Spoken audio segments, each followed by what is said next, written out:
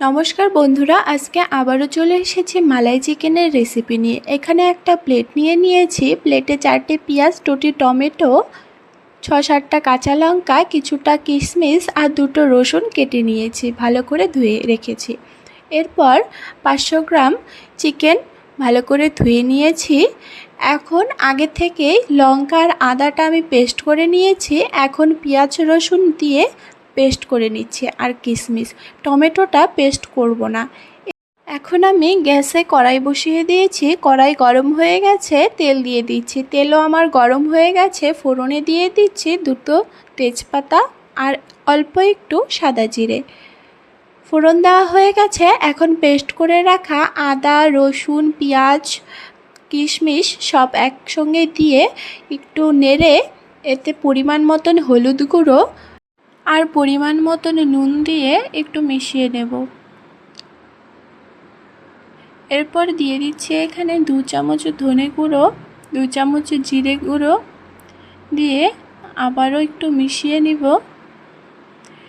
এরপর একটু সামান্য জল দিয়ে দিচ্ছি, দিয়ে 5 মিনিটের মতন মশলাটাকে ভালো করে কষিয়ে নেব।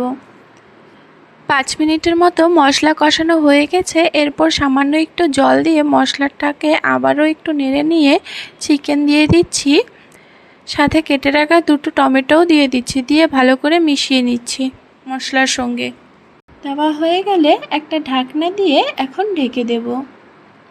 এইভাবেই 10 মিনিটের মতন ভালোভাবে কষিয়ে নেব।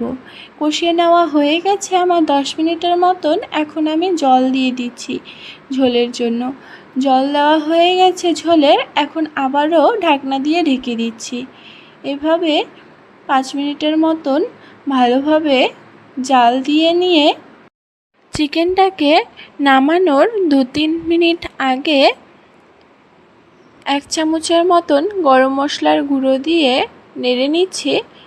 এরপর 2 থেকে 3 চামচের মতন ফ্রেশ ক্রিম চিকেনে দিয়ে দিচ্ছি আর দিয়ে দিচ্ছি সামান্য একটু কস্তুরি মেথি দিয়ে ভালো করে মাংসটাকে নেড়ে নিয়ে নামিয়ে নেব। তৈরি আমার মালাই চিকেন রেসিপি। এটা নান বা রুটির সাথে খেতে দুর্দান্ত। কেমন লাগলো রেসিপিটি অবশ্যই কমেন্টে জানাবেন। ভিডিওটি সম্পূর্ণ দেখার জন্য আপনাদেরকে অনেক অনেক ধন্যবাদ। মালাই চিকেনের রেসিপিটি আপনারাও একবার